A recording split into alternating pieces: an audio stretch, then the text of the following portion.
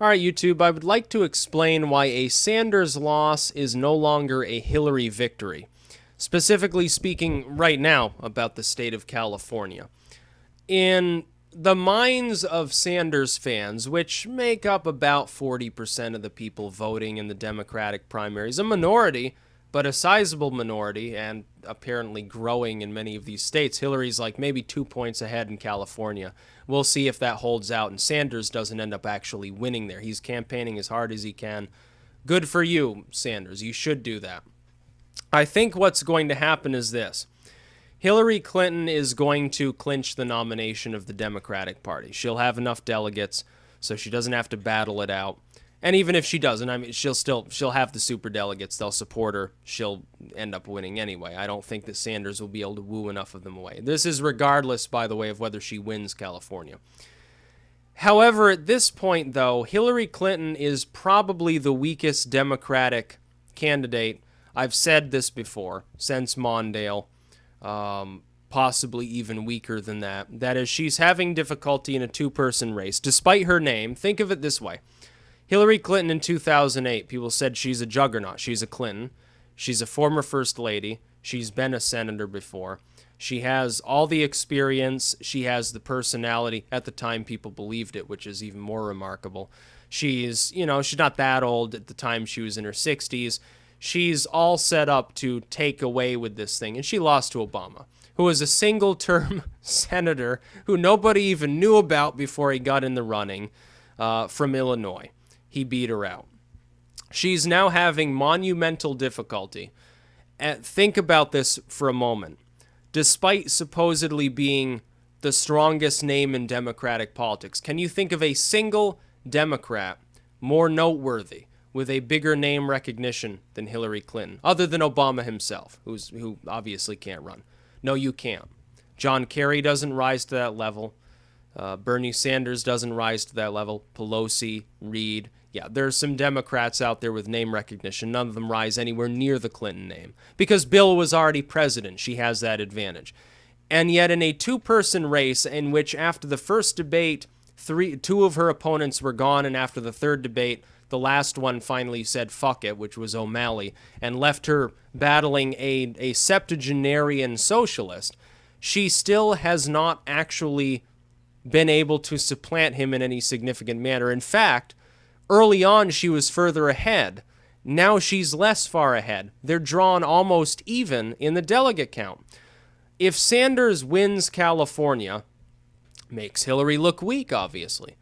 But if Hillary wins California, Hillary still looks weak. There's the problem. Sanders losing at this point is no longer a major victory for Hillary Clinton, other than she doesn't have to face a contested situation in which Sanders can potentially woo away, a very tiny chance, but can potentially woo away enough superdelegates to actually somehow get the thing, in which case he's pulled on Obama. It is possible for him to do that. I give it maybe a 1 in 100 chance at best that he can, but at the same time, this is Hillary Clinton. Think about who we're fucking dealing with here. It's sort of like on the other side, when Jeb Bush, he's a former governor, he has the political accolades, he has the fundraising apparatus, even Ted Cruz, a senator, again, major fundraisers in his support, major corporate donors. He has those advantages, and he was tolerably well-spoken. Rubio was the same thing, exactly the same situation. Three people. They have all the possible qualifications that normally would pass to get them into the position as the candidate of choice, to get them to the primary victory. They have the money. They have the name. They have everything they need, and yet they get supplanted by someone who has no political experience at all. On the Democratic side, you have somebody who has the name, who has the political experience, who certainly fucking has the money, who has everything possible going for her, and she can't even beat someone who a couple of years ago, if you asked people, what do you think about Bernie Sanders? They say, what? Who? Unless they're from Vermont or New Hampshire, they didn't even know who he was.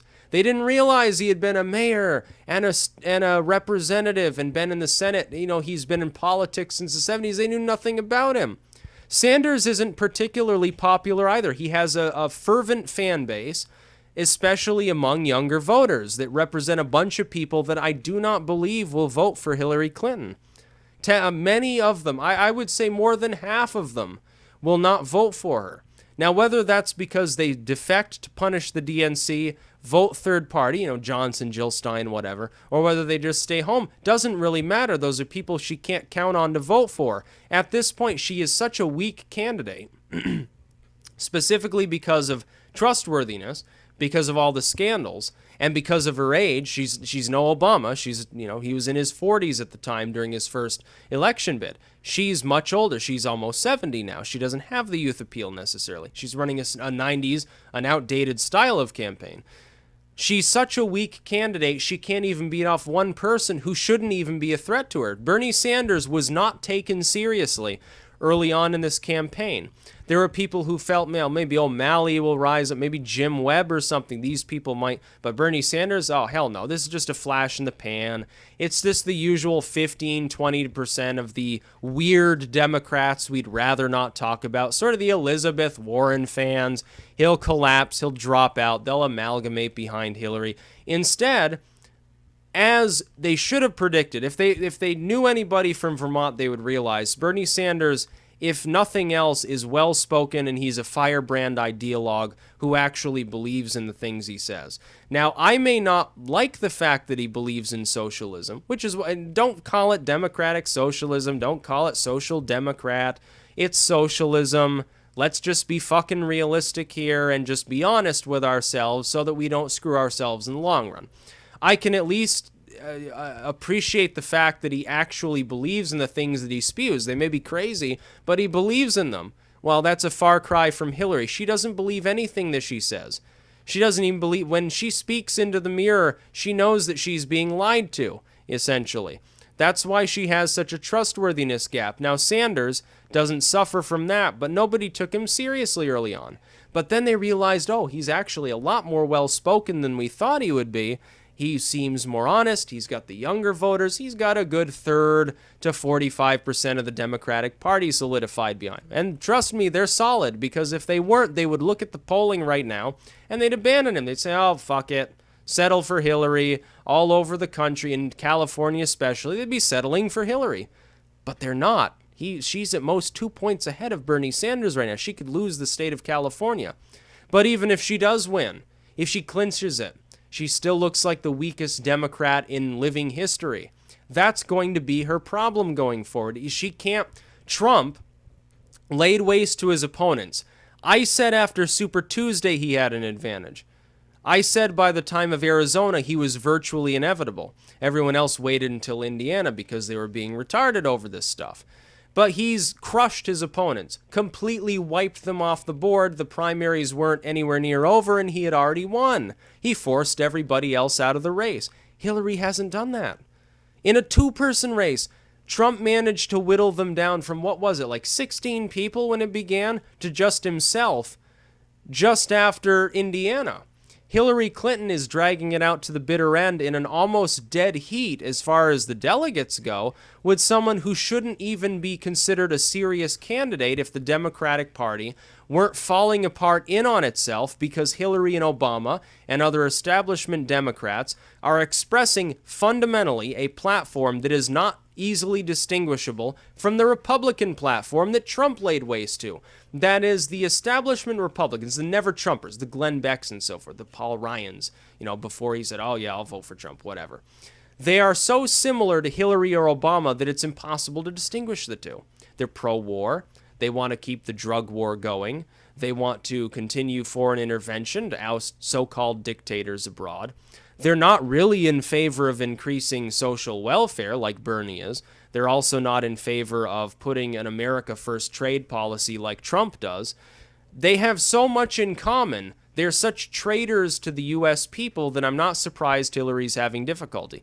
If she is nominated, which I predict she will be, she will lose. She will not be the next president of the United States. I will tell, I'm not even going to bother mincing words and doing the math. Yeah, I realize there's like maybe a 1% chance she would actually beat Trump. I'm just going to go out on a limb here very early on before the general's even begun and tell you she won't be your next president. She won't win. The reason I say that is this. Trump has defied expectations every step of the way. That's number one. Business Democrats and young Democrats have abandoned the Democratic Party. That's number two. The polling is lying right now. You have a third party, a viable Gary Johnson, who is stealing many more votes from the left than from the right. That's number three. Because a lot of far leftists want the legal weed and stuff. They're not going to get it from Hillary. They're going to go to Gary Johnson for it. They're truly anti-war. They think she's too stiff on immigration. They're going to vote for Gary Johnson. That's number three. They're ideologues. Number four, I predict that millions of Sanders supporters will never support Hillary. Whoever else they support, it doesn't even matter. That's number four. Number five, the geopolitical situation of the world favors Trump. That is, it is almost impossible to imagine a scenario in which between now and November there's not another major terrorist attack. Every goddamn time it happens, what happens? Trump ends up borne out because he immediately says this was Islamic terrorism, and it inevitably is.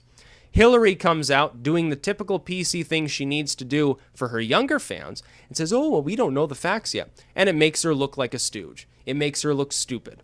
So yes, Trump has massive advantages going into November. Hillary has massive disadvantages. Additionally to this, she's old. That is, the Democrats need a boost from the youth voters in order to win any election. It doesn't fucking matter what election is. She can't pony it up. Obama had an advantage. He was a lot younger. How much younger was he than McCain? Like almost 30 years younger? Well, no shit, the young voted for him. I don't blame them. I voted for him in 2008 as well. By the way, on my previous video, I misspoke. In 2012, I voted for Ron Paul. In 2008, I unfortunately voted for Obama. Sorry about that. I'm making good this time. I'm not going to vote for the fucking Democrats ever again in my life. Probably not the Republicans. Trump, if Gary Johnson implodes, Trump might get my vote. Otherwise, it's going to be Gary Johnson. But she's got so many disadvantages going forwards. As far as policy goes, if you isolate the debate that the Republicans and Democrats are having, this is another important point. Isolate it in a vacuum. Say it's primarily about substance. It's about actual issues. Trump has put forward a hell of a lot of actual proposals. You may not like them, but he's put them forward. What proposals has Hillary put forward? Can you name one? Can you name, that Trump wants to build a wall. Trump might sort of want to nuke ISIS. That Trump is, he's in favor of scrapping so-called free trade deals. You know quite a bit about Trump's policy if you know anything about politics at all. What do you know about Hillary? Quick, name one thing that she said during this entire campaign. That's right, unless you are already in Hillary's camp, you don't know, because you either zoned out when she began speaking because she's so goddamn boring, that's another disadvantage, by the way, or because most of the time she speaks, she doesn't put any proposals forward. So here she is, ranting earlier today about Trump's proposals will cause X, Y, and Z, evil, terrible, evil things. But she hasn't even put her own proposals forth to be vetted by the American people in a public spectacle. They're just not there. The only thing we know about how she'll govern is her time as First Lady and her time as Secretary of State, both of which were miserable failures.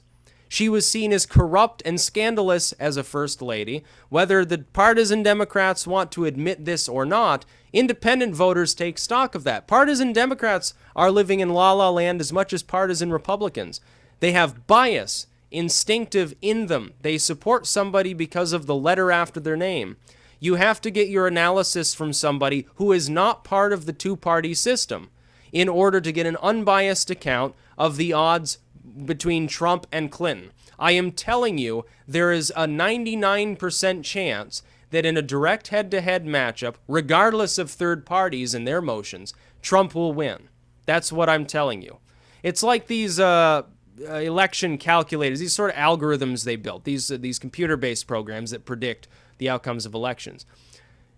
They kept saying, oh, Bernie Sanders be the next president. The problem is it didn't take into consideration the Democrats' superdelegate system, which will keep him from probably being the nominee. If Sanders were the nominee, there'd be a better chance he'd beat Trump. Quite a bit better. Still, less than 50-50, but a hell of a lot better than Hillary. Because even if he's a socialist, at least he's well-spoken. At least he's perceived as honest. He doesn't have a bunch of baggage from 1,000 scandals over time. Hillary does. What does that do to the internet-connected under 35 voter? That's a magic bullet for actually supporting her. There will be a handful of them who will say, yeah, but Trump scares me more, I'm voting for Hillary. Okay, that's fine. That's a minority of those people. Most of them will either support Trump, stay home, or vote third party. That's the problem. The youth vote going ahead, the business Democrats, her trustworthiness, it all comes together. She will not be your next president of the United States. That's about all. Peace out.